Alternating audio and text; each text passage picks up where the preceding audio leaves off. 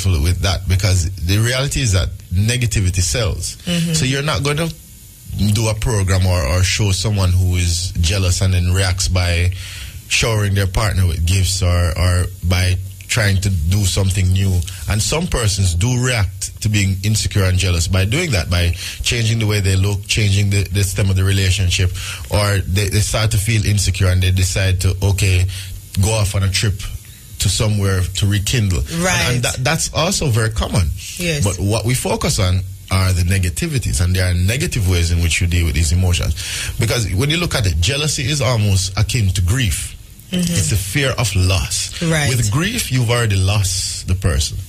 With jealousy, there is a threat of losing the person. Right. And persons react differently to different forms of threats to their relationship. Some studies that have been done show that there's a difference in between men and women in how they experience and how they react to jealousy. Yes. For example, in some of the studies that were done earlier in the 90s, it found that men reacted more to the actual loss of their partner. In other words, the fear was that their partner would be taken from them. Women reacted more to the presence of infidelity, because for women, and you can see in our social context, men and women view the aspect of sexual interactions differently. Right. For women, the thought of their partner having sex with someone else meant that there was some level of emotional investment.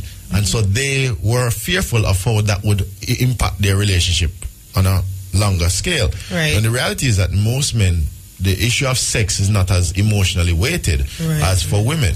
So it's a complex issue that certainly has gender components to it and cultural components to it. Because some cultures perpetuate negative responses to jealousy. For example, you have cultures where infidelity is reacted to by chopping off somebody's head, where the family will stone you or kill you. And so these are some of the patterns that we see emerging.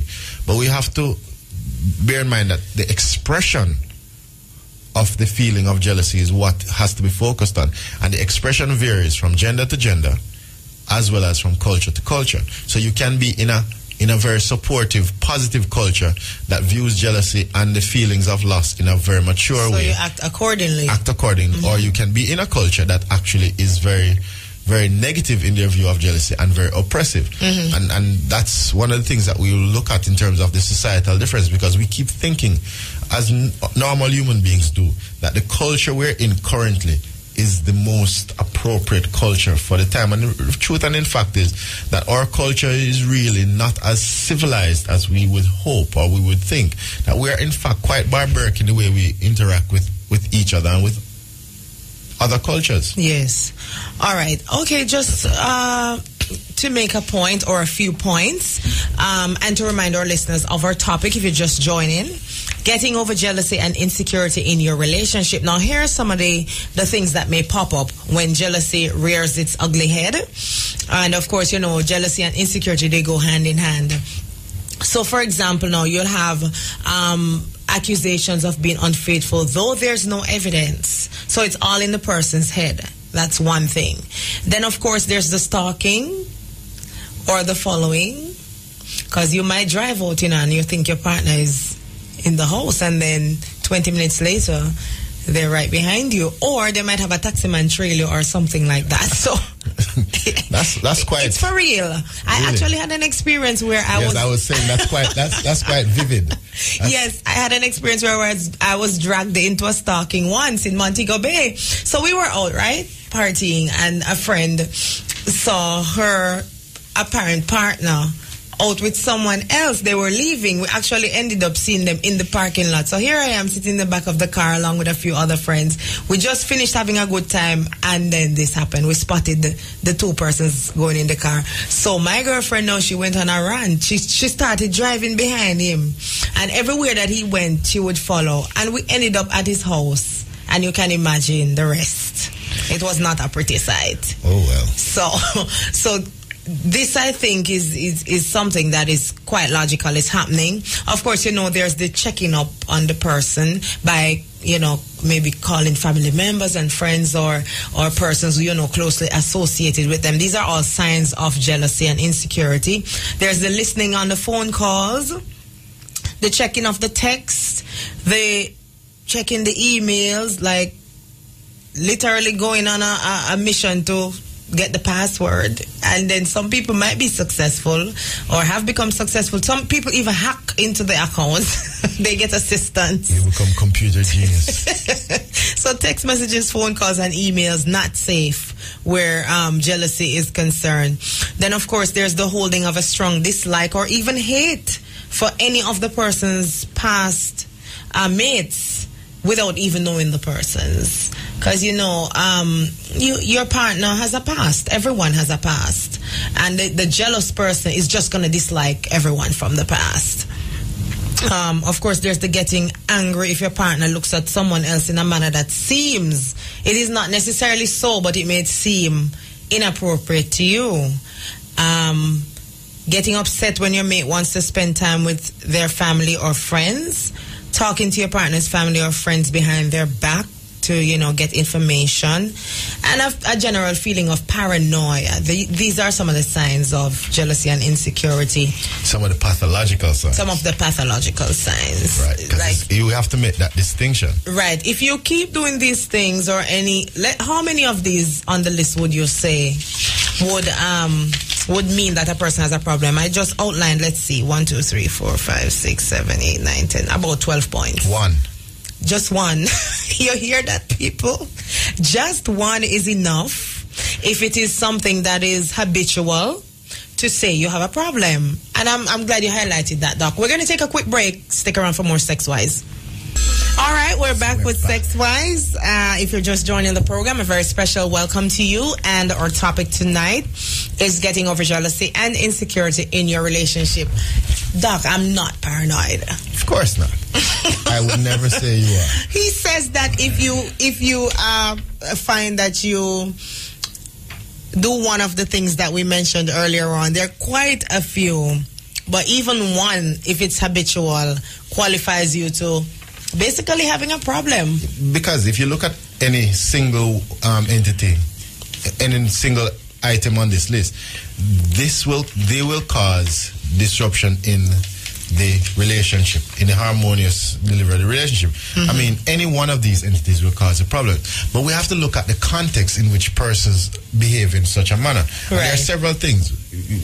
We can look at it from the individual component as to what are the fears and needs of the person. When you look at the reasons why people get into relationship, it's really to fill a need that they have to be connected to another person. Yes. That need varies from person to person. You have people who have a very strong need, and you have persons that will actually have almost a pathological need. And when I mean pathological, I mean that a need that is akin to an illness. Right. And we talk about the issue of pathological dependency. And we do know that pathological dependency is a very complex component of what we term personality disorders that affect quite a large number of our population. And what happens with persons who are pathologically dependent? And you can be dependent in several ways. You can be either physiologically dependent, like persons who abuse substances, emotionally dependent, where you constantly seek the affirmation of other persons to fulfill an insecurity or a deficit in your own self-esteem. Yes. Or you can have the financial dependency, which is equally pathological, where despite the fact that you have the means or the know-how to be able to sustain yourself financially, you force yourself to submit to someone else for them to take over the provision of your basic needs. I think that's a very common one, actually, among the women in our society. Yes, it's quite common. In fact, when we did the studies to identify the aspects of the correlates of pathological dependency in the Jamaican population, we did a population study. Yes. With a Fred Hickling study on personality disorder. When we looked at it, you saw that there's a huge gender deficit for financial dependency, where women were far more financially dependent, irrespective of the social class that they fell into. Right. So in other words, it's not an issue of necessity. It's a forced state that women are forced to be financially dependent. But when you look at emotional dependence, and look at the gender difference, do you know what we found? Men were more. No, there was no significant difference. Really? And a lot of men would think that women would be more emotionally dependent, but that's not true. So in other words, the societal structure is such that it forces financial dependency in women, but men and women are equally emotionally dependent. In other words, there's a subset of persons who are pathologically emotionally dependent on another person because they lack the necessary self-esteem that we would want to become independent and autonomous. Right. And these persons go into relationships at a loss or at a deficit and try to overcompensate for that deficit, either by becoming financially dominant or by becoming physically dominant, and sets up the platform for an abusive relationship. And when you look at all of these, and we should set mention up the platform for abusive relationships. We should mention mentally dominant too, because someone can actually control another person in psychological the relationship. and emotional control, and that's what what happens is that you are trying to redirect your feeling of inadequacy by making the other person inadequate or making the other person fearful or becoming overpowering. Right. And so it's a complex balance. Very complex. One of the issues is that when you're going into relationships,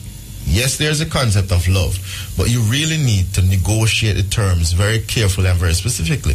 And I tell persons all the time that there are several components to forming a relationship. There's an emotional component, which is natural. Right. But the emotional component is a small percentage of what builds a relationship. Right. Because there is a contractual component, which is an agreement. And that agreement should not be made in an emotional state. That's it should true. be made in a practical sense. It's almost like a legally binding contract. In fact, that's what most marriages are. Marriages are legally binding contracts. So you have to make these contractual agreements based on one, your ability to fulfill them, and your expectations of the other person. Right. And I think that's where we tend to fall down, because we're all heavily endowed in the areas of love and connectivity, but we fail to properly negotiate and communicate with the other person to say, listen, these are the circumstances, or these are the criteria that I'm looking for. These are the promises that I can and will make and keep. Yes.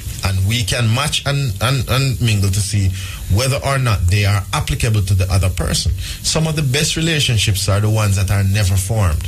Yes, happen naturally.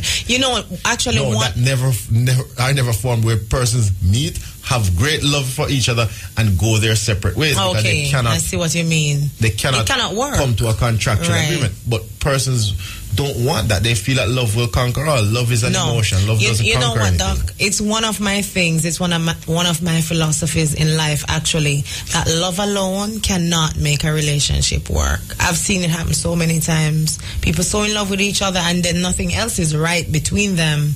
So they kind of hang on to just the love, and then eventually but if you think about it, problems. Love is an emotion, like happiness or sadness and every other emotion that's there. Yes. And emotions are expressed in brief periods. Granted, your love will be expressed repetitively, especially when you're with the person, but you're not in a constant state of love. Right. And therefore, you have to understand and appreciate that you're building a relationship based on mutual understanding and respect, and that you will have moments where both of you will have this emotional overflow of love. Could be early in the morning while you're getting up, you feel that sudden gush of emotion, and it will go and it will come. But it's building on a firm commitment to each other, and it's based on a contractual agreement that you have to make with yourself first before you can make it to the other person. So it makes no sense to tell someone that you are going to do this when you know in yourself that you're not able or willing or don't even want to do that. And that is a problem. A lot of the times, I have to say that's a problem maybe more on the men's side, because maybe, for example, you'll meet a lady, or you start dating a lady, right? And you see that it's a good woman, it's someone you want to keep in your life, but you know in yourself that you're not in the position or the mental state or all the other components to actually give this woman what she needs or what she wants to make the relationship work. But because you want to hold on to her, you go ahead and say, yeah man, me can do that, me can do this, me can do that. And then, the situation, it's happened so many different times. But I think you're a little biased, because it happens both sides.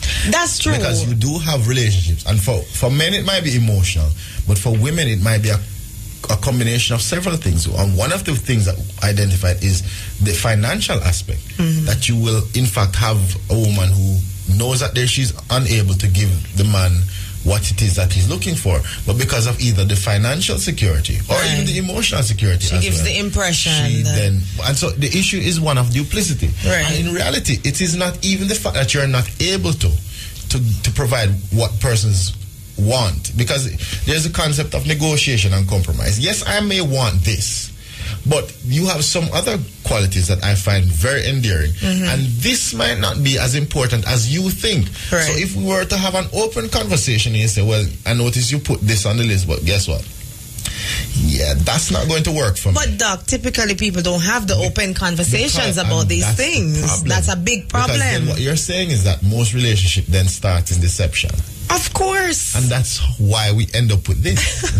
Or long, exhaustive list of people. And even though it might seem like I'm a little biased, I mean, a lot of the times it comes from the man's side. You're not a little. You're a lot biased. Okay, Doc, we'll agree to disagree. But you're right, though. The open conversations don't happen. It's not just so much as gender, but it's also an age issue. Yeah. Because as you get older, a lot of the open conversation becomes more and more apparent in the relationship, because as you get older, you are less focused or hung up on these emotional things, and you start to think practically. And so as you get older, what happens is that a lot of the conversations now stem around the agreement. What are you providing? What will I provide? How can we work this out so that it's beneficial to both? And there's more compromise, because persons are looking for companionship, they're looking for someone to be with, and they will be able to negotiate around some of the things, and they are more open to honesty. Young people keep... Welcome back. I'm here with Dr. Walcott. I tell you, our off-air conversations are just way out there, but not really still, Doc. Because when you think about it, these are things that are happening for real. Yeah. And part of the issue is that we keep thinking of jealousy just as something that happens in a relationship between a man and a woman. No. But there are components that perpetuate it, that come from the culture and the society at large. And that's part of the issues that we have to deal with in terms of the difficulty of how we view a relationship in our society or in our culture. Because when you're getting in a relationship, what you're actually doing, is establishing a level of mutual self-esteem. Yeah. So you are taking on a person, and the person is taking you on. You form a unit, and you actually enhance each other's social status within the community. Right. So you add sort of legitimacy to each other. Right. So you form a stable, legitimate union, and you have persons who within the society and the culture who themselves may have problems with their own self-esteem, but for whatever reason they see it as a way of establishing some semblance of dominance and a feeling of superiority by being able to interject themselves, if you will, into your relationship. Right. So you would have a man who feels it necessary to establish that he is better than other persons by being able to have sexual intercourse with women who are in relationships. And just to say that he did that. He can, and then establish that he must be better than these men. And then you have women. The difference with women is that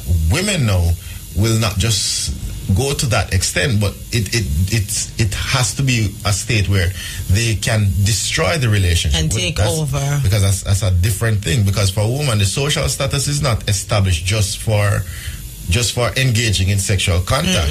Because if you look at our pop culture and the way our music portrays women who do that, it's usually not of the same standing as one who can then take over. Yeah, she wants to move from matey status to wifey status. And then automatically what is felt is that you automatically become demoted or you become destroyed. But the reality of the situation is that persons who are in a relationship where their partner is cheating or is infidelitous, it is not a blight on their self-esteem or their social standing, but it's really a blight on the partner's, because it's the partner's weaknesses. Right.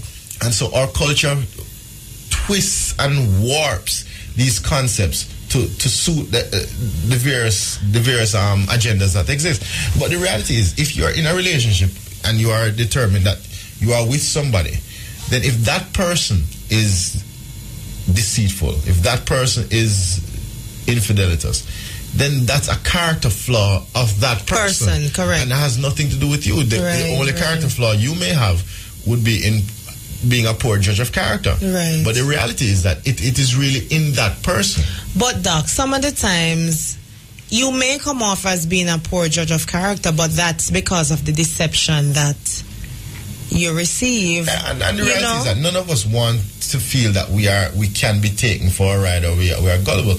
But it's in nature of human beings. It happens. No, it is in nature of us all, because we have to trust as a species. If we do not trust each other, we would not be able to exist in the state that we do now. We'll be no better than the animals. Our entire cultural and social advancement that makes us superior on this planet is firmly grounded in our ability to trust each other, our ability to form social contracts with each other. And this has been so throughout history. Yeah, but somewhere along the line we got corrupted and warped, and especially in our society and our culture, there was a lot of almost obliteration and perverse transformation of our social regulatory schemas. And when you look at the history of our country actually has cultural elements from all across the globe, primarily from Africa and from Europe. Right. And what happened during the intermingling of these cultures, and I use the word loosely because what really happened was an obliteration of, or attempted obliteration of, one culture with the other. What happened is that there was an introduction of the concept of duplicity. In other words, duplicitous meaning, I will say this is what the rules are, but only you alone should follow them. Right. And then the concept of ownership was introduced. Because when you look at African society before colonization, African society were usually matriarchal. In other words, there was polygamy, but polygamy, despite what most Europeans would like us to believe, it was not a free-for-all society. No, it was rules organized. Of sexual engagement were very rigidly regulated by the social contract. But the European society, the rules of sexual relation were regulated by moralistic views that were more idealistic than practical. So if you think about the moralistic views that we currently hold, nobody holds to them. Yes. According to the authority on our morals, a person, a man and a woman, should leave their parents, find each other, marry, and only have sex with that person for the rest of their lives. Yes. It's not happening. It is not happening. I would say never, but as a scientist, you know that you can never use the word never, because you do have a few outliers that may happen, but it's not the majority, and therefore it's not applicable. And so what has happened is that because of this perverse transformation of the social regulatory system, you are left in a so-called gray area, because if this is supposed to be what we're doing, but we're not doing it, then how many other things can we slip in under the but table? The same social regulatory system which teaches us that, over the years they have seen it, the divorces and the breaking up of relationships and so on, but they won't face up to it or admit to it. They still hold that, oh well, this is what needs to be done and this is what you should do. But then people still live in the way that they do, you know, one man having one partner, making her believe that she's the only one while he has other partners and even children. It's a very complex situation. It is, but a part of the problem when you talk about the divorce rates, when you look at divorce, when you look at the countries with the lowest divorce rates, they are not much better than us, but there's a insidious element that is there that we never talk about, especially in our society, and that is the concept of the oppression of women. Right. Because when you look at countries with the lowest divorce rate, like India, the India divorce rate is 1%. Ours is about 12%. But the reality is that as Jamaicans, we don't really get married, so it would be higher. Right. North America is 50%. But when you look at what the oppression, if you were to parallel that now with the oppressive state in which women have in terms of their rights, in the countries with the lowest divorce rates are the ones where women have the least rights. Right. And so part of the problem with this moralistic construct is that it is founded in the oppression of women. In other words, the issue of sex being a moral act is used and founded in most of these cultures as a way to control women in an oppressive nature. And when you look at other societies before. Like, take for instance, there's a recent article of this woman in Kenya that was divorced, widowed, had a child, and had 2 partners, and then she decided that she was keeping both partners. Both. Yes, and I saw that. So what she did was to form a relationship, which we may judge and say that it's immoral or wrong, but what it is it's not duplicitous. It's not duplicitous because she has made her case stated, and all 3 partners have agreed to this relationship. Right. So it's a socially cohesive relationship. I think because of the social expectations of this part of the world, European/North American, we find ourselves in these situations. Yeah, because we are still of the view that women are in fact property. All right. Well, we have a caller online. We are happy to have our first caller online because we want people to share their experience and get some help from Dr. Walcott. Good evening, caller. Welcome to Sexwise. Hello, good evening. Yes, welcome. Yes, I have a question. I want to know if does jealousy, does it have to, because you're jealous of something, does it have to mean that you're insecure? Can you be jealous about something without being insecure? Part of the difficulty in that question is I think you're viewing insecurity in the wrong way. Insecurity is not a negative or positive thing. It's an emotion. It's a feeling. It's a fear of loss. So we all, if we're in a relationship and we love the person, we're all fearful that we may lose this person. So that's why I keep saying that it's not the feeling of jealousy that is a problem, It's how it is expressed. You can feel fearful of losing the person. In other words, you can feel jealous of this person, that this person may be wondering, and you then in turn take him out to dinner or cook a wonderful meal to help you to deal with your feelings of the fear of losing him. And that in itself is a healthy expression of the emotional state. There's nothing wrong with the emotional state. It is the behaviors, and we've outlined several behaviors throughout the program that are pathological because they undermine the harmonious nature of the relationship. If you find yourself doing things that's going to cause your relationship to be weakened, in other words, if it's going to cause animosity, if it's going to cause paranoia, if it's going to cause some level of conflict within your relationship, that is where the problems are. But you can feel fearful of losing person. In fact, if you don't have a healthy fear of losing the person, then that relationship in itself is probably problematic, because that means that you really don't care about the person at all. Right. So it's not the fact that you're feeling jealous, it's what you do when you feel that way. When you feel jealous, what you need to do is to address the insecurity, to ask yourself, why are you feeling this way? What is happening? And maybe it's a signal that says maybe both of you need to spend some quality time together, because that's the other thing that we tend not to do. During the courtship phase, we spend a lot of one-to-one time with each other doing various things that we both like and enjoy. And then after the relationship has been established, we focus on the home, the bills, the kids. The home, the bill, the kids. And we lose that special connectivity that can be rekindled easily by doing something fun together, going on a date, leaving the kids at home, forget about the bills for at night, and do something exciting that both of you enjoy. And so the issue is how to deal with the emotion, not to prevent the emotion altogether. Yes. Caller, are you satisfied? And I also want to know if the frequency, like how often you get jealous, is that problematic, or it's just okay to feel jealous every occasion? If it is that you're having frequent feelings of insecurity, then what you probably need to do is to sit with your partner and discuss what is it that's happening. Is there a change in the way you're being treated? Do you feel that the person is becoming more distant? And as I said, the best way to approach that is to actually spend some quality time together.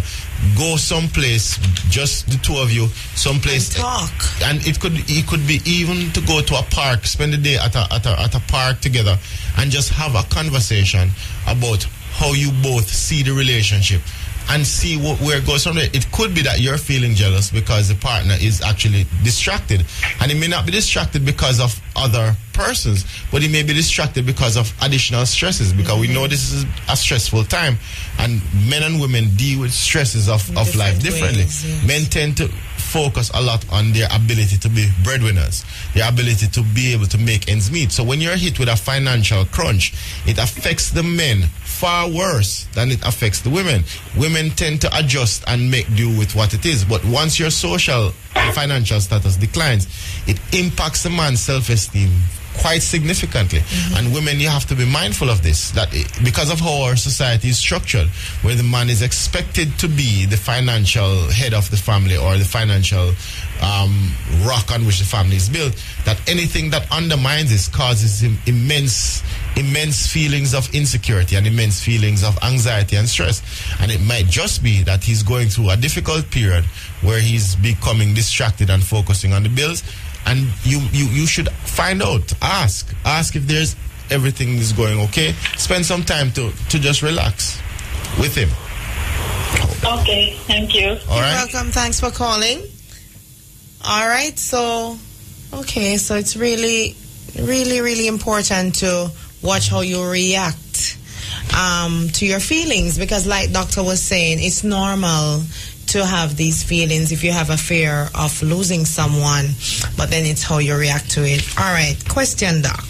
Sure. Is it possible for someone to get over their feelings of jealousy and insecurity with, for example, the suggestions that you just made, or it is something that will come back again and again? The purpose or the focus of my suggestions is not to overcome jealousy, it's to manage it. Okay. There is a way to overcome jealousy. Stop caring about the person completely. Overcome it immediately, because you no longer care what they do, and you just and that's not a healthy way to do it. That's not a suggestion we're making. It's not about overcoming it or getting past it. Right. It's about learning how to use the jealousy as a tool to actually make your relationship stronger. Because when you start feeling jealous, if you are to actually transform that into a sort of relationship building time. So use it as a signal to say, you know what, I need to start rekindling my relationship because I'm feeling insecure, like the person is wavering. So let's focus on a weekend where I can do something nice for the person. Remind them of why it is that you are the only one for them. Remind them of how special the relationship is.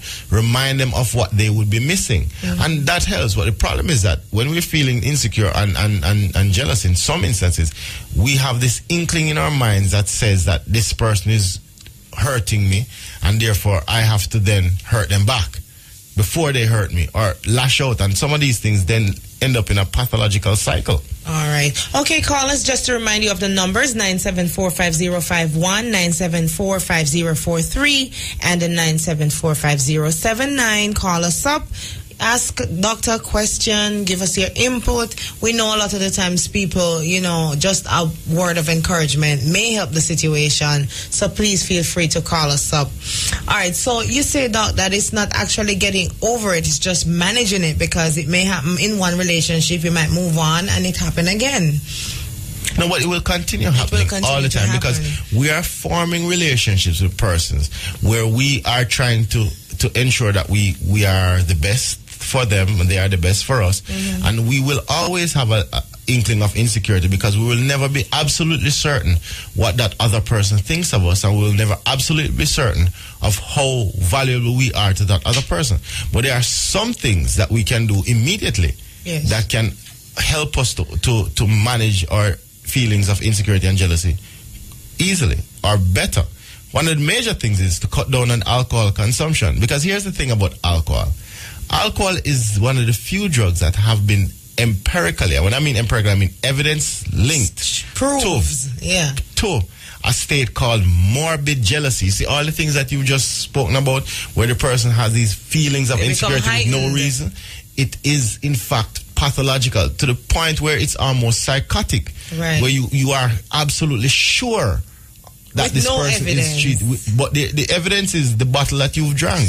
And that's the issue, that alcohol is known, absolutely known and associated with a state of morbid jealousy, which leads to disruption in the relationship and also a high predictor of domestic violence. Abuse, yes, and so therefore alcohol is one of those substances that you should avoid when you're in a relationship, especially heavy use of alcohol.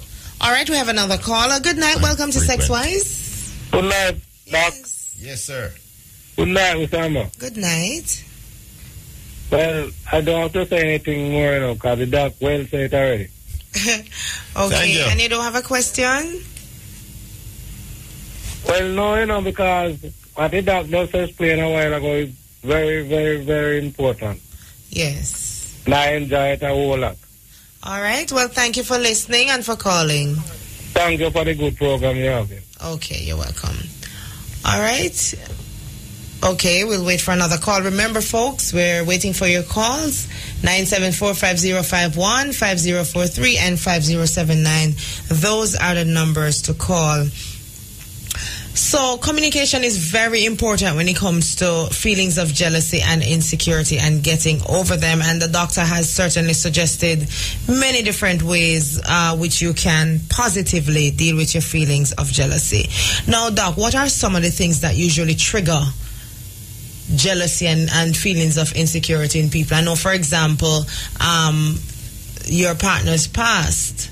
A lot of people, I think, some of the times when they know of certain behaviors in their partner in the past, it may not be happening presently, but then it's always in the back of the mind when things happen that, oh, maybe he's gone back to his way, or maybe she's gone back to her way from the past, or maybe she's gone back to someone from the past. Or I think sometimes when people dwell on the past, it can create that fear and, these feelings of jealousy.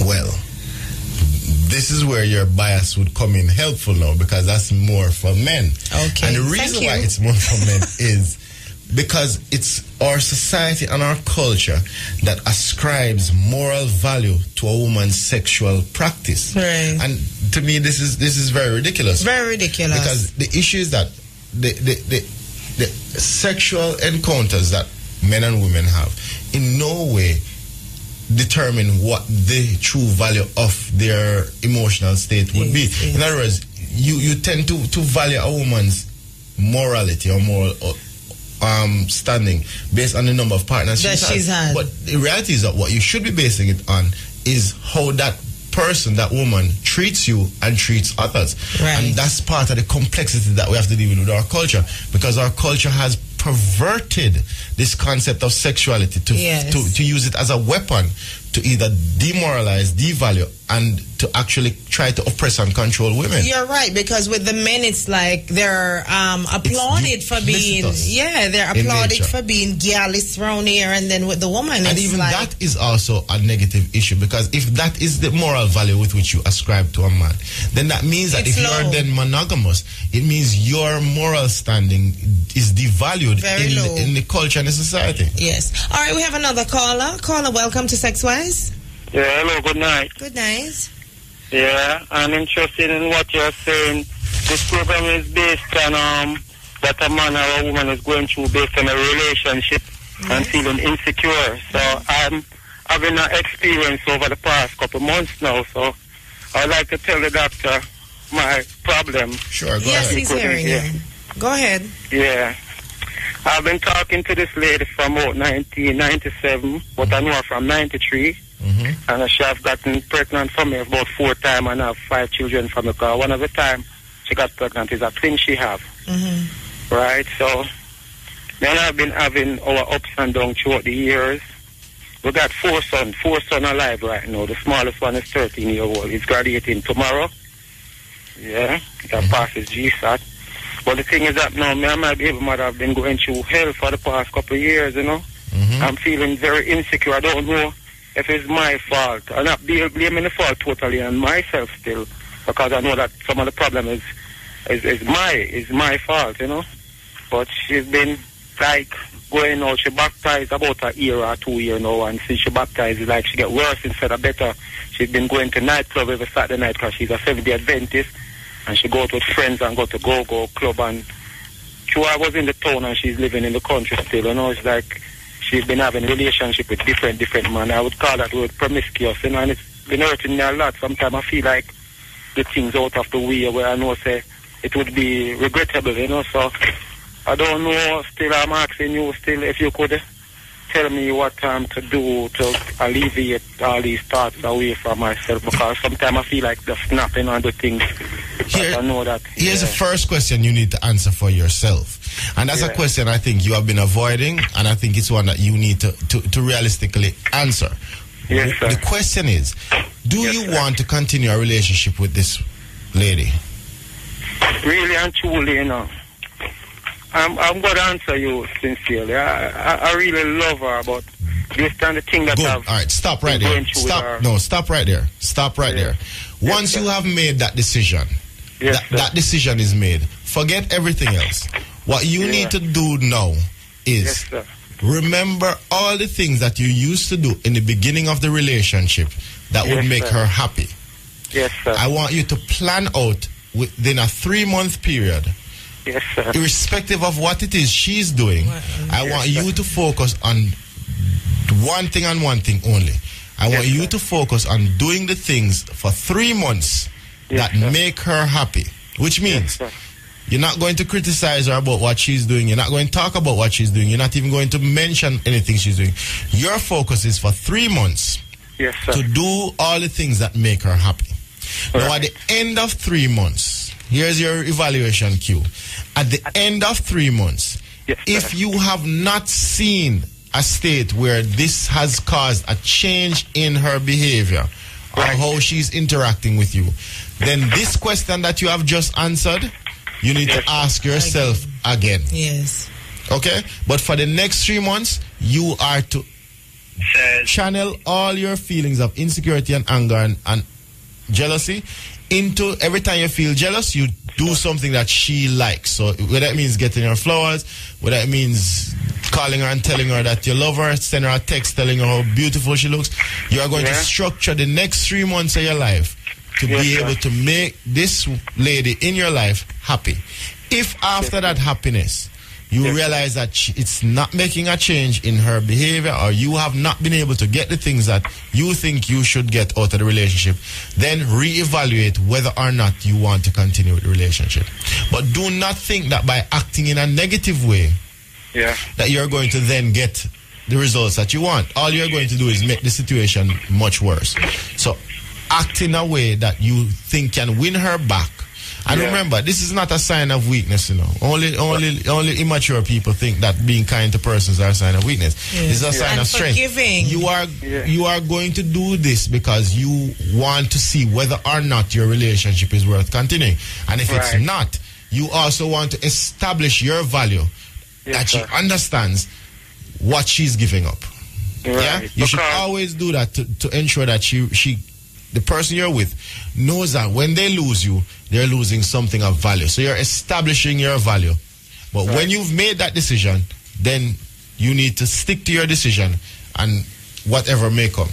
All right? Many of time I've been wavering, you know, because as you just suggest to me, the things that I'm to do, it's like it come to me, so I must just show her the best, like, I used to show her the best and don't tell her the things that she used to do or she's still doing now. Say, boy, I don't see her as that type of person again. And, you know, the things that she do, I've been telling her them, like I've been repeating them to her until I say, I save her from herself. But really and truly, as I just said to me, it's like I'm putting her down, you know. So I got to find back that goodness in me, you know, to talk to her and show her that she value a lot to me, because she has my 4 sons and them is alive and well, and them is some bright boy too, you know, going to try high school. One is going to try primary, just going to graduate tomorrow. So I don't want to really put her down. And I know myself I'm not a weak man, because if I was a weak man, I see a lot of men go through less than what I'm going through for the years, because all her mother is against me too. Like, you know, me and her used to live together for 17 years, and about 2012 she moved up by her mother home, and her mother is telling her a lot of things about me, like driving her away from me, and my 4 sons live up there with her, and I'm living about 1/4 mile from her home. So I'm actually seeing her like every day, but she's resenting me, you know, a lot, you know. So you then have to address the resentment, and the way you address the resentment is to be what it is that you were, that made her fall in love with you the first time. If it is that the relationship does not move from there, then probably, and this is a possibility, that the relationship is over. But you have to give it the best try first and see where it goes. And let it not be said that you did not put in your effort. Yeah. All right, so that you will have no regrets. And as Doc said, you know, if you're gonna try to make it work, then repeating the things that she has done or is doing isn't gonna help. You have to find it in yourself to be mature enough to forgive her and put out your best. Thanks for calling and wish you all the best. Yeah, and thank you very much for listening, man. And have a good night. And thanks for the program. It's very interesting. No problem. All right. Okay, we have another caller. Welcome. Hello, good night. Yes, good night. I'm in a relationship. I've been in a relationship for about 6 years now, and I have a child for him. However, recently I found out that he was cheating on me, and he has been carrying on with the woman for about a year or more, and I didn't know anything about it. And I don't know what to do anymore. Because I'm at the point where I don't want to be in a relationship with him because I think that everything he's saying is a lie. I don't know. Okay. You said that's recently happened. No, I just found out. Are you guys living together? We were not, but I moved in with him for because I needed to go to school. And I wanted my son to be with him in the evenings instead of being at a daycare at night.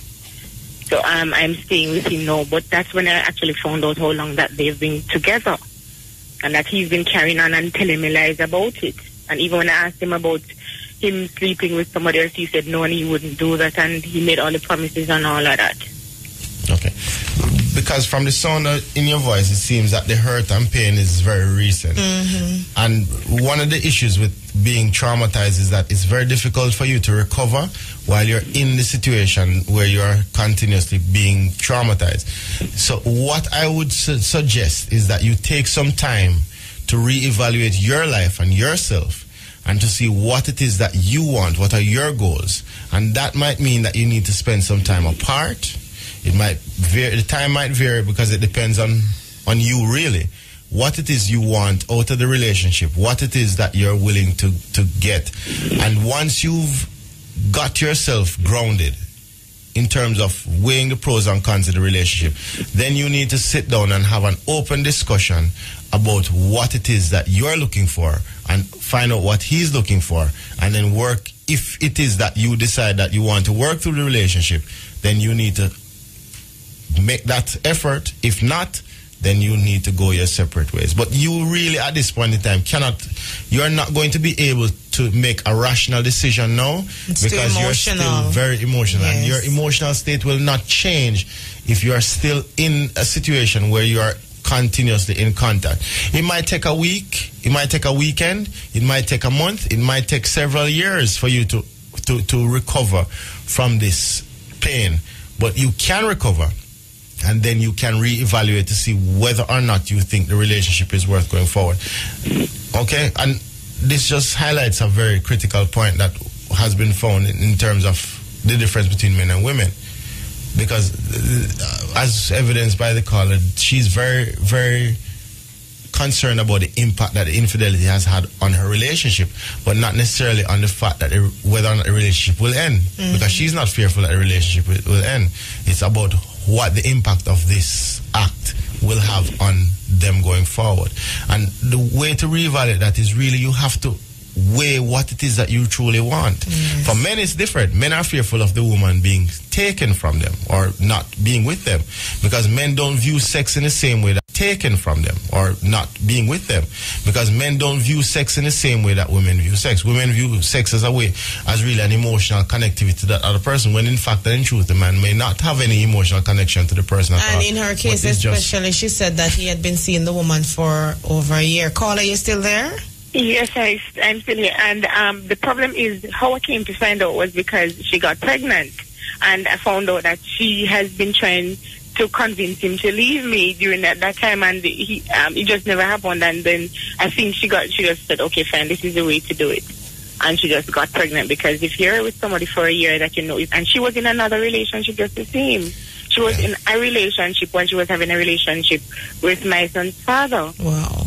Yeah, well, that's what I'm saying is that you have to leave all of that for them to sort out. What you really need to sort out for yourself is what it is that you want and what it is that you deserve. Can he and provide then you need it? to demand it. Mm-hmm. Okay, but you need some time to allow the pain to heal to some degree and for your emotional state to return. And that cannot be done while you're in the vicinity or interacting with the person on a daily basis, because all you're doing is rehashing the trauma and re-traumatizing yourself over and over again, which is what I suspect is happening, given that you said that it's happening over a year ago and you found out some time ago, but you still are almost sounding as though you are still having tearful nights about this issue.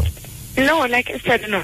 I did not know anything about the relationship. I found out that she got pregnant. He told me that he had sex with her one time. They went to a party and whatever, drank and whatever. Only now, just recently, what was it? I think about May, somewhere there, I found out that he has been in the relationship with her for a long time. Right. Wow. Well, and then he has been lying about it, and I've spoken to him like numerous times, and he said no, he wouldn't do such a thing and whatever. You need to take a break.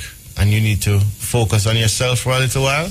And then once you've done that, you need to reevaluate what it is that you want and whether this relationship can provide it. It's an open question. You can answer yes or no after you've taken the time to heal. But whatever your decision may be, then you have to follow through with it. All right? So if it's yes, then you have to work on building back the relationship. If it's no, then you have to work on moving on. All right. Thank you. Thanks for calling. All right. So in that caller's case, and in the gentleman's case before, these were actual real circumstances. But the approaches were completely different. Completely different. And we'd like to remind the listeners as well that when you talk about jealousy and insecurity, it must be something real, like there must be some proof or something, because most of the times, you know, a lot of the thoughts might be in the person's head, maybe depending on, like I was suggesting earlier, your partner's past, for example, could influence that. True, but you also have to bear in mind that instilling feelings of insecurity and jealousy may not just come from you, but may be permeated by your partner as a way of controlling you.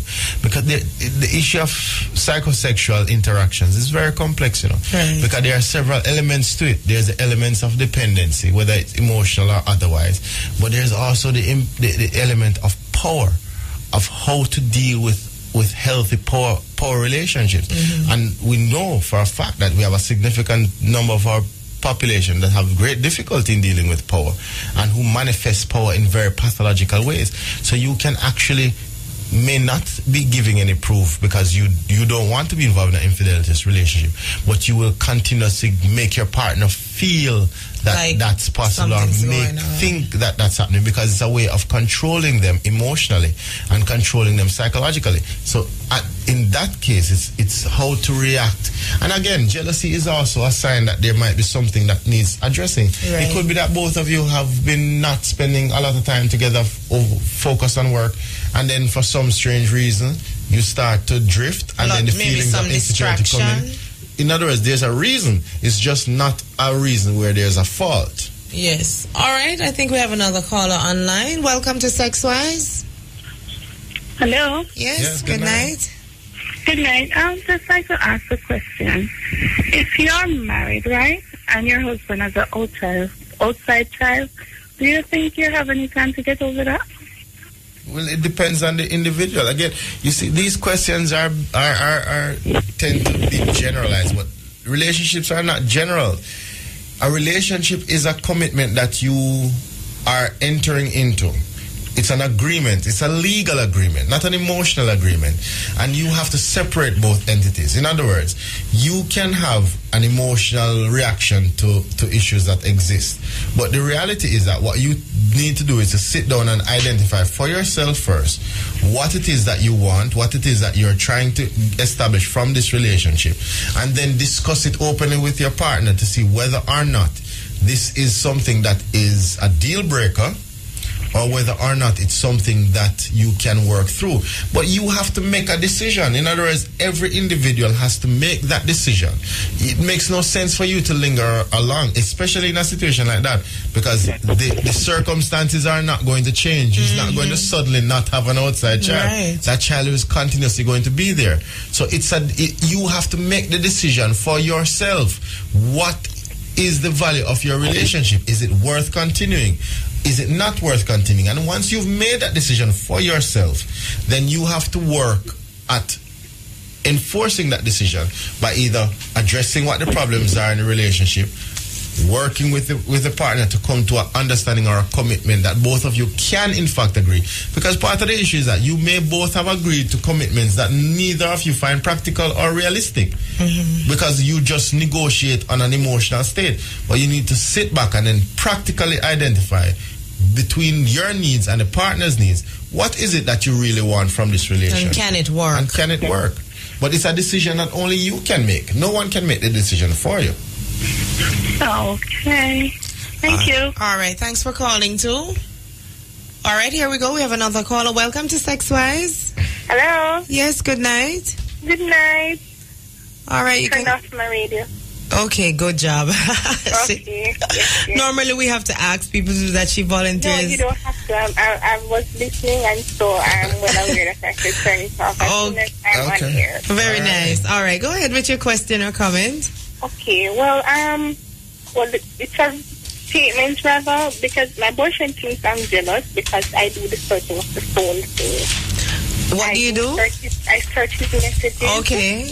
And I have an issue when he cannot answer the phone beside me if it's ringing. All right. And then I watch the whole facial expression and listen to I'll call you back. Hold on, why you have to call back? No, answer no, talk. I want to know who and why and what. And then he has an issue with that. Doc, you take this one. Do they have a problem? That's the first thing. Is he having a problem with you? In other words, yes, he's having a problem. Is he going to leave you? I don't know. Well, men will say several things that they have a problem, but in fact, some men find it quite endearing, and some men find it quite annoying. But the reality is that you need to address whether or not there's a real problem in your relationship, and the issue is in communication. Both of you really need to spend some time and try to connect with each other, because there must be a reason why you're having these feelings. It may be that the reason that you're having them stems from you, that you have these feelings of insecurity because you're not sure of yourself, and in that entity, then there are several things that your boyfriend can do to alleviate those feelings and those fears. Right. It may be that the relationship stems from your preoccupation with his behavior in the past, or his preoccupation with his behavior currently, or it may be that he himself may be causing these feelings in you because it's a way of ensuring that you are preoccupied with him, so that you yourself do not. Maybe you're being set up. So there are several reasons. I don't understand these men sometimes. All right, why all of a sudden when you come around your phone have to go on silent? That is just a big red flag. Why your phone has to go on silent? You don't see the phone lighting up. Oh, your phone is ringing. No, your phone's supposed to be on ring. Suppose he doesn't want to disturb you while you're asleep. No. He might be considered, but you need to have a conversation. Talk to him. Ask him why you think it's so. What does he say?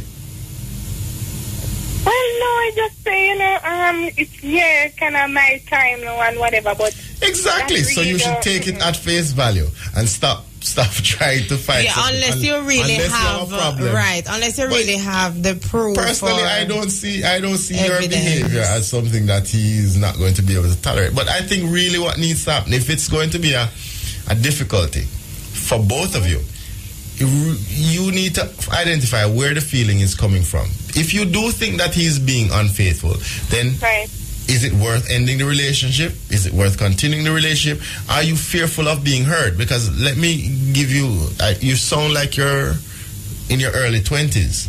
You're going to be hurt, and you're going to be hurt by the people who love you. So if it's a fear of being hurt, then you can expect that.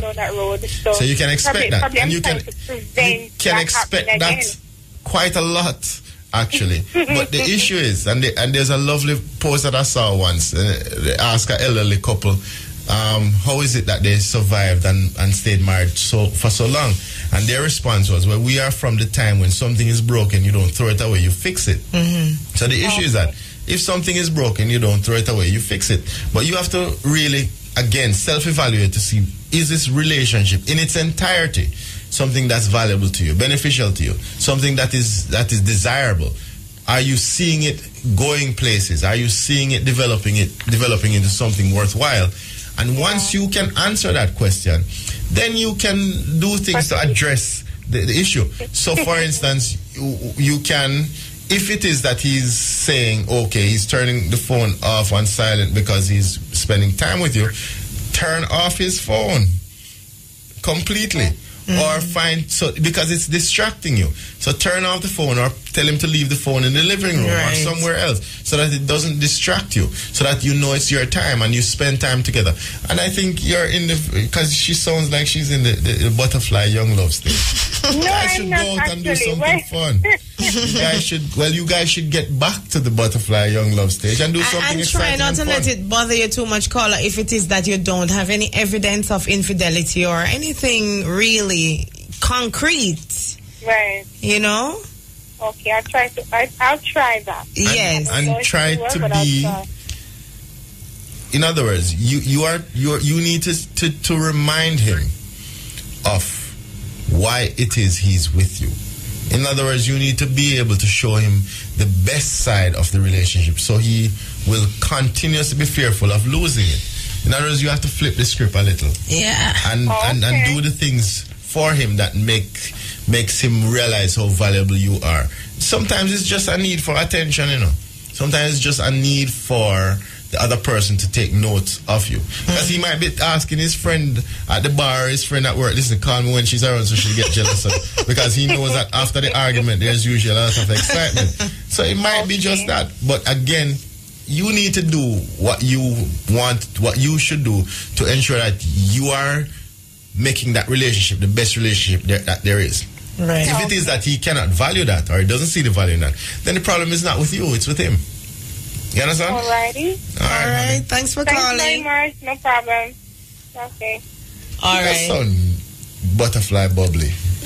Well, she says it's not like that, so Then it probably should be. But I know it is because she's having that little bubbly voice. And it's good to keep the relationship it's like that. Fantastic to keep. You know, even for a long time. We have a commercial break. We'll be right back with more Sex Wise. Ezekiel, you love me? Ezekiel. All right, in the same friends, Ezekiel, the lamp turn over. me ask a girl a question. Why you switch on me, girl? Why you switch? Topic, complex emotion. Just so our listeners can be reminded, we mentioned some of these earlier. Some of them we're probably going to mention for the first time, but here are some ways how you can handle jealousy. First is to understand the emotion of jealousy. As Dr. Walcott was saying, it's not the actual emotion that's the problem, but it's how you deal with it, right? And jealousy in itself is normal for you to get that reaction when you feel... It's quite healthy. Right. All right. Then you need to deconstruct why it is you feel jealous in the first place. Is it imagined or is it real? In other words, is it that you're projecting a feeling of insecurity in yourself? Mm-hmm. Is it that you're not feeling pretty? Is it that you're not feeling that you are special? Is it that you are having a bad day? And a lot of people misunderstand that they can become jealous not because of their partner, but because they had a bad day at work. The moment, right. They had a bad day at work and they were feeling disenfranchised or feeling put down, and then it transformed into their relationship. Right. So deconstruct why you feel jealous in the first place and take responsibility for it. Because as Doc is saying, it might not be your partner, but it might be something that happened throughout the day. Take a good look at the effect of your jealous behavior and, you know, how it affects other people. Because, you know, sometimes when people get jealous, you know, they get angry. Sometimes it's exciting, especially when there's makeup after. But sometimes it's destructive. And you have to understand that jealousy is is an emotion that is received in various ways. As I said, when I said about the exciting, it's not a joke. Sometimes your partner actually feels excited good, because they're having this jealousy, and it actually helps. But it's how you communicate it. Right. So, like your little friend who is complaining about the phone, that may be one of those things that can be channeled into an exciting end. All right, and tackle your feelings. So, don't just smother them away and think it's going to go away. Because sometimes people feel like they don't want to seem silly, so they don't bring out their feelings. If you feel jealous, talk to your partner about it. Because the first thing you have to understand is that you have a right to feel that way. You have a right to your emotions because you cannot control your emotions. You cannot control the way you feel. The only thing you can control is how you react to it. Right. Is what behavior comes out. So the emotion itself is something that you have no control over. So you have a right to feel that way. And you should express it in a healthy way by saying, listen, I don't feel this way, or I'm feeling very unhappy. Something, but you have a right to that emotion. And the partner should also recognize that there is the person's right to feel this way. Right. And it's for them now to address it, not to dismiss it and say, well, whatever. But to then address it and say, maybe there's something that needs to be done. Take the time out and say, maybe we need to do something to rekindle the feeling of security. And there are exercises and plans that you could make to do that. Actually, dismissing it makes it worse. It does make it worse. Yes. And that's what most people don't understand. Yes. When someone has an emotional state and you then dismiss the emotion, what you're saying to that person is that you're denying them the right to have that emotion. To feel the way they That do. is completely wrong. Yes. It doesn't matter what it is. You could cough and the person feels that you've insulted them and they're feeling angry and upset. You don't have the right to dismiss the feeling. What you should then do is inquire, what is the meaning that the person is ascribing to the gesture? What does it mean to you? And then when you understand the meaning of the gesture, then you should help them to work to remedy it, not to dismiss it and say, well, whatever, you're being ridiculous. Unless you don't care about the person or value the relationship. Exactly. Communicate your feelings. So like we said, talk about it, and not in an angry way. Try to find a way where you can discuss it and come up with a solution. And bear in mind at all times that feelings of jealousy, they come from you. So like Doc was saying, it happens naturally. You just get this feeling because something happened or because you had a thought or something, and try to deal with that as best as possible. There is, for example, provoked jealousy. Provoked jealousy. And unprovoked jealousy. What do you think about that? There, like you were saying, maybe the guy had his friends at the bar call the phone so that she would feel jealous, and then they would have great makeup sex afterwards. Which is a good, happy way, healthy way of dealing with it. So there's let's talk a little bit about the unprovoked jealousy. You might pick someone who, you might be prone to pick a partner who acts provocatively. Has this situation happened to you before? And how do you react to that? Then, for example, you might question your own value to others. Do you wonder why your spouse picked you instead of someone who's better looking, wealthier, or more fun? That's a part of insecurity. Yeah, it's a part of the insecurity. And part of the issue is that we've set up our society in such a way that it's highly competitive. In other words, it's as if you're constantly competing with other persons. Industries have been created and have flourished based on this issue. The issue of competitiveness, the issue of hair and skin and makeup and clothing lines. All of these things have been created to actually force the issue of competitiveness, that you can look better than someone, you can be better dressed, you have tons and tons of these things that constantly bombard us. Right. But the reality is that all we need to do is be comfortable with who we are. Of course. And once you're comfortable with who we are, the person that's with us will be comfortable being with us. Of course. And then we need to be comfortable with that person. And you have great disparities. Sometimes you can't even begin to see how these things happen. Because you can have a person who's an average looking man or woman who is with a person who is extraordinarily good looking. But the relationship is very, very strong. And in fact, you may not even be aware of which one of those persons has the insecurity. And that's the reality of it. And so it's about how the other person makes you feel. And that's one of the things that we need to understand. People are not with us. We don't form relationships based on how the other person looks or what the other person has. We think we do. In our minds, we think we do. But the reality is that we form relationship based on how the other person makes us feel. Right. Now, the reality is that sometimes a person with a lot of money can make you feel good. But it's not the money per se that's making you feel good. Because you can have someone who's in a relationship with you who's very, very wealthy, who doesn't spend it on you at all or doesn't give you a dime or spends it on you and doesn't pay you any attention, and it has 100 or 20 other persons. And then you have the problems arising from that. Because we are with people based on how they make us feel. And if we focus on that, the reality is that if you think about that, only you can make the other person feel the way they feel when they're with you. Right. And so you need to enhance those activities to keep that person feeling the way they feel when they're with you. Here's one. I think the ladies are a bit guilty of this one. I'm not sure about the men, but you can help me with this, Doc.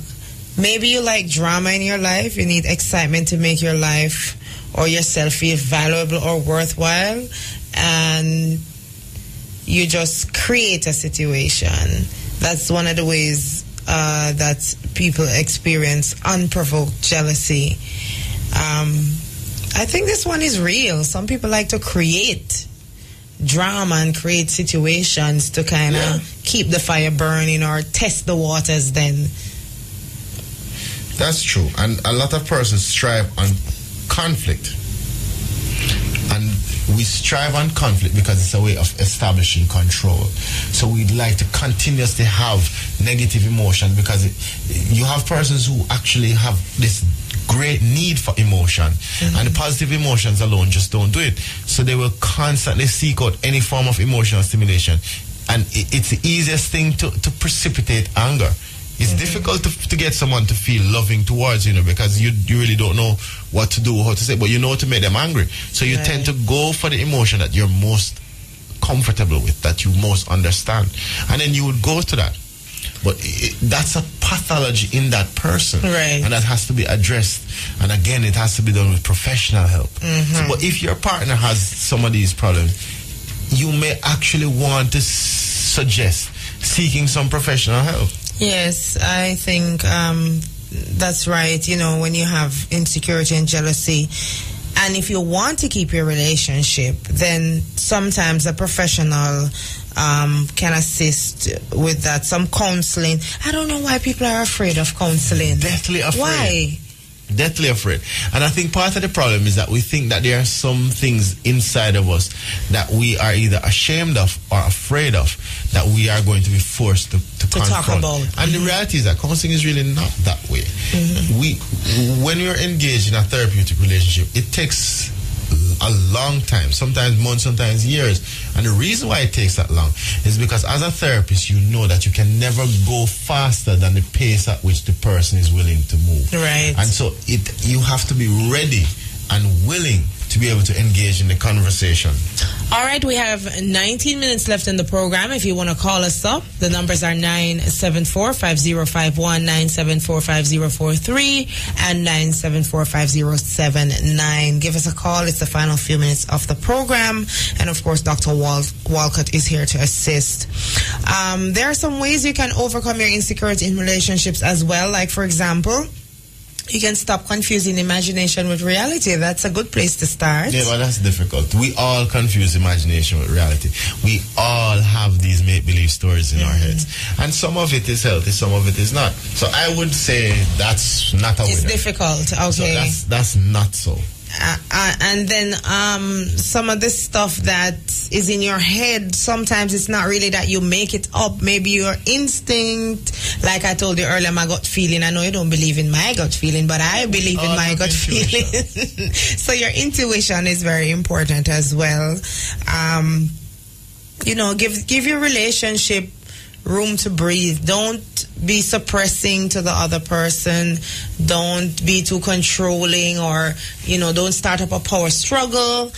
Try to keep it normal as much as possible. Yes, but there's an element there that you have to also understand. Yes. Focus on being who you want to be in the relationship. Don't focus on being what your partner wants or what you think the other person would give you if you were this way. So you have to focus on knowing what you have to offer it. Yes. Don't say, I'm not going to offer it because I don't know if I'm going to get this in return. Don't think of a bartering system. Think of it as an audition. What you're doing is you're auditioning for a role. So you're going to present your best efforts, your best faces forward. You're going to present the best things that you have to offer. If this person does not value what you have to offer, then this person is not for you. It does not mean that you are less of a person than they are. It just means that they are not the right fit, and there's someone else that they are taking up the space for who will appreciate and love you for exactly what you have to offer. Right. But a lot of the times, Doc, people hold on to relationships and situations so as to avoid, feelings of loneliness and loneliness can be a very frightening feeling, especially when you have very poor social support. If you have good social support, it's not as terrifying. And that's the other issue. Irrespective of being in a relationship, you have to maintain healthy social contact with others, and in a positive way, because you do have social contacts who are themselves destructive. Destroying the relationship. Right. That's true. Because they are negative and they are, in essence, conflictual. And not all you people you associate with mean you well. Right. And that's the thing that you need to understand. And you have to be able to again, be balanced. And take into consideration one thing first, that your partner is the closest person to you. And you have to be able to take in their emotional state, in your thoughts and your practices over everyone else's. Your partner has a right to feel the emotions they feel, but they don't necessarily have the right to act in the way they act. Validate the emotion, but don't validate the action. So you validate the emotion by establishing, yes, I know you feel this way, I know this is this way, but let's talk about it. Let's see why you're feeling that. What would you prefer me to do?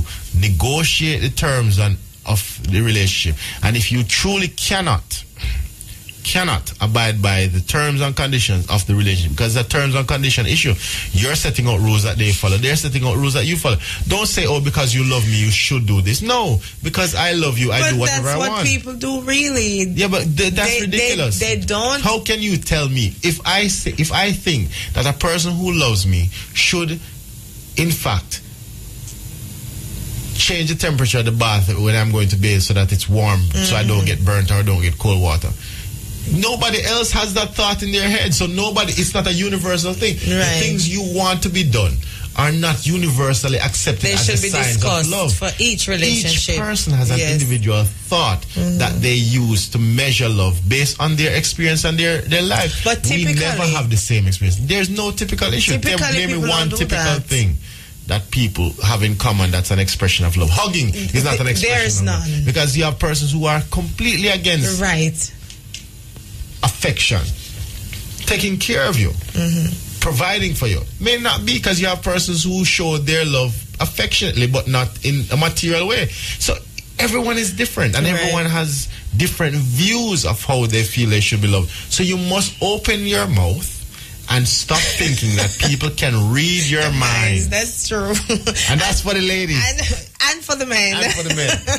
And not only open your mouth and talk about it, but like the doctor is saying, we need terms and conditions for relationships. Yes, I think if we had more terms and conditions for relationships, then relationships would work out. More relationships would work out. There would be more understanding, better communication, and so on.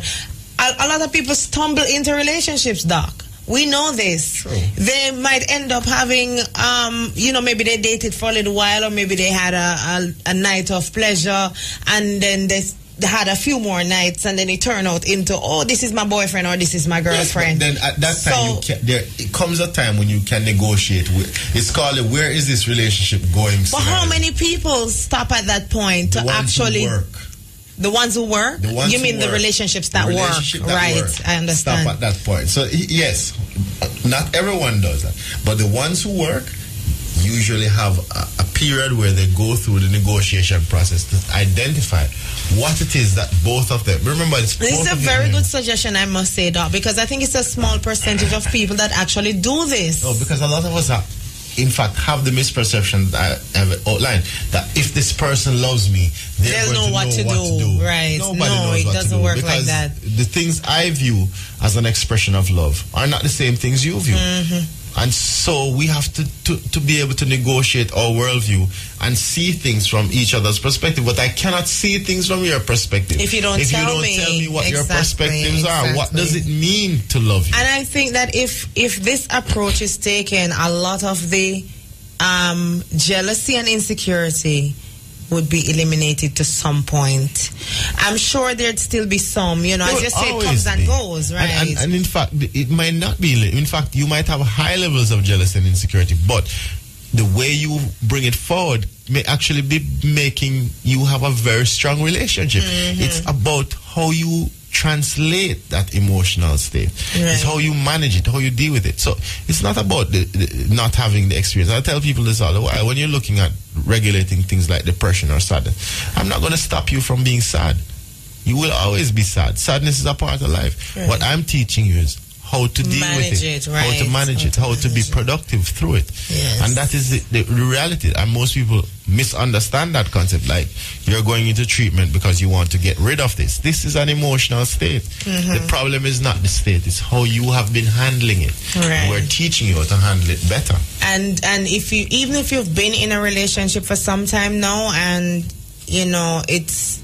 you're having certain problems with jealousy and insecurity, I would say this suggestion from Dr. Walcott is an excellent one. Maybe you have passed the point where you should have negotiated, but it's not too late. Once you're still together and working on your relationship, make that negotiation, come to some agreement. I feel like I want to sign a paper.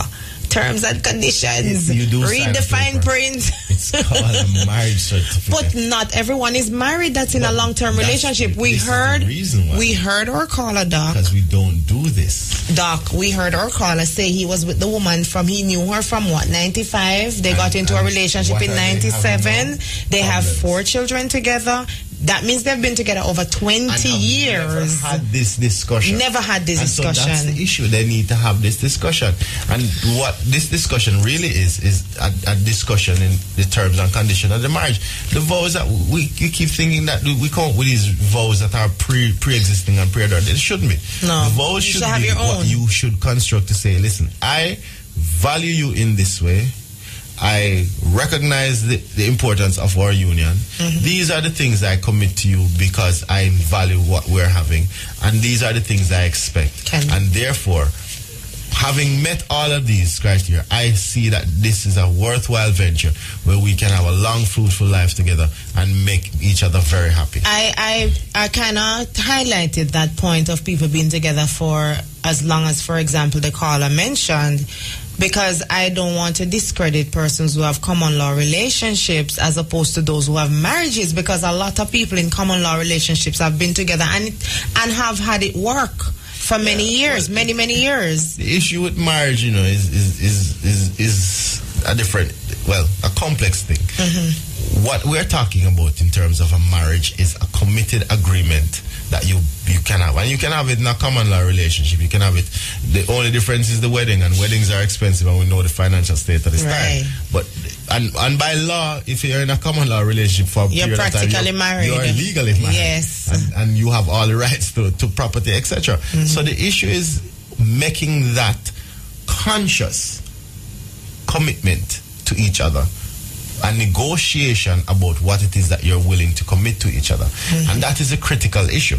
It's not just the pomp and pageantry of dressing up in white and walking down the aisle and having people throw flowers at you. Because some people do that and have never made the commitment to each other. That's a whole nother program, Doc. Yeah, but that's the issue. The issue is not about the pomp and pageantry. It's about the concept of the legal component, concept of the social agreement between one person and another person that is devoid of the emotional content. The emotional content is taken out of it. It's a practical relationship, practical issue that you work on that will exist even when the emotions fluctuate. Exactly. Because Which they will fluctuate, of course. And that is normal in a relationship. I totally agree. So, it's good advice, folks, to be practical about your situation, evaluate your situation, get to know your partner, ask questions, state your stance, and, put the emotions aside when doing this, because as Dr. Walcott says, emotions fluctuate from time to time. But when you have a mutual understanding, respect, and, just generally valuing each other then in the relationship, you know that you're worth it and your partner is worth a lot to you as well, then you put more effort into the relationship, you work on it much better, and then your insecurities, I think, would tend to be moderate then, because they're never going to really go away. They shouldn't go away, because it's what helps you to understand. If you think about it, it's a fear of loss. And if you don't fear losing the person, it means you not don't care. To the person. So you should have a healthy fear of losing that person, whether it's to another person or to death or to something else. So you should have that healthy fear of the person. But one of the critical things that you should also remember that will help you avoid a lot of problems is, if you're jealous or feeling jealous, do not drink. Do not imbibe alcohol. I'm so glad you've gone back to this point, because I think maybe people take it lightly. They do, and take it lightly. It's not real, but it is very real. Very real. When you're having these insecurities and you go and you take large amounts of alcohol, it is magnified to an extent where you cannot imagine, to a point where it's almost like a mental disorder. And you have these very paranoid thoughts coming into your mind, and you cannot control them. And then, because you've been drinking, your impulsivity level is high. And so you're going to do something almost certainly that you're going to regret. Of course. So it's important to understand these things. Because we have seen the connection between alcoholism and domestic abuse. You mentioned that earlier on. So guys, it's very serious. It's not something that should be taken lightly. If you're going through something... Do you notice that, for example, when people are going through relationship problems, they feel like that's when they should take a drink? Well, usually that's what happens. And that's a bad idea. And what you should do in that time is reconnect with a large section of your social support system. Talk to your friends. Go visit the family. Spend some time away to connect with others around you, to strengthen your resolve for persons to tell you, listen. And they will usually give you good advice. Usually, not always. You don't want the friends who are going to tell you to go, let's go drink, and then you go home and beat your wife or something like that. But you do want persons to say, well, look, this is a good person that you're with. You're having a little problem, but I think you're being ridiculous. And your friends will tell you right off the bat, say, you really need some problems like I'm having, or you need some. And so you put things in perspective. And it's the social connotations that we have by communication that puts our life in perspective of what is really important and what is not. And we need that around us. So being in a relationship doesn't mean that you lock yourself off to that person alone. You form healthy groups. That's actually a bad idea. I've seen it happen over and over again. For example, a woman will get involved with a man, and then he tries to stop her from being friends with all her friends that she has had for many years. We can go over the pattern of the abusive relationships and how they start and how they end. Yes, that's usually the pattern. Okay, that's for another program. That was a whole nother program. But yeah, it is very important to have that social structure around you. So if things start to break down, or when the time comes that you need assistance, whether emotionally or just somebody to talk to, then you will still have those persons that you had before your relationship. I never agree that you get into a relationship and then you cut off all your friends because the man don't like them or the woman don't like them, or whatever the case might be. It's very good to have strong people around to encourage you and even to remind you, like Doc said, that you need to control your feelings a little bit more, because this is a good man. You don't want to push him away because of imagination and so on and so forth. So, well, from the start, we did say jealousy and insecurity are very, very complex issues. And your final word, Doc? Yes, because we forgot one of the most important ways to deal with jealousy. Tell me. Sex. Always works. Did I have to guess that you were going to say that? Always works. By the way, this always works. If you're having feelings of insecurity between you and your partner, it's always good to have sex. Yes. And lots of it for a reasonable period of time. Let's not miss work now. Even though, listening to the Barry Salmon song, you want to. But try not to miss work. But sex, and not just regular sex, planned sex. Going away to somewhere exotic to spend Make it a exciting. weekend. So arrange for some sex. It's good for you, it's healthy, and it builds your relationship. And by the way, from what you've said and from our conversations, we know that you definitely believe that this is a good thing. Sex is good. It's healthy. It's healthy. It's fantastic for you. Okay, and that's when you're doing it with the right person in the right way. People, remember now, Doc is not telling you to just go out and have sex, all right? You For your relationship. You're in the relationship with. Just that person. All right, Dr. Walcott, of course, it's been a pleasure once again having you on Sex Wise. I enjoy working along with you, and I'm sure the listeners appreciate your advice. And of course, if you need counseling, is there any suggestions for them to call? There are lots of entities that provide counseling, especially relationship counseling. Most of the churches have certified psychologists, counseling psychologists attached to the various entities. Okay. And if you don't want to go to your church, you should find another church that's way out of the district to actually do some level of interactions. You have lots of counseling psychologists around. You have mental health facilities that are around.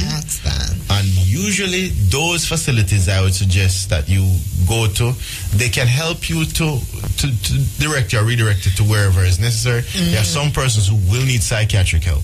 And that's another thing that we don't look at, that persons who have mental disorders that are not picked up may actually be presenting themselves in a form of jealousy. And that's a critical thing, because sometimes that really needs to be addressed. And it may need to be addressed with medication. Right. And the reality is that it's better to know that there's something that's happening and deal with it than for you to let it fester until it ends up not in the health profession but in the Ministry of National Security when you get called before the courts. So let us prevent it rather than be sorry that we didn't prevent it. All right, so here's hoping that the advice from Dr. Walcott and everything that we discussed this evening will impact you in a positive way. Want to thank you so much for listening to another edition of Sex Wise. Thanks to our producer, Joy Morgan, and of course, our technical operator, DJ Brian. My name is Amber. Dr. Walcott, nice seeing you again. Hopefully, we'll meet up again. Pleasure. All right. I love talking to him, people. By the way, I'm going to get some advice off air for myself on a different matter. Thank you all so much for listening. Digital Chris is coming up next. You keep it irie. Good night.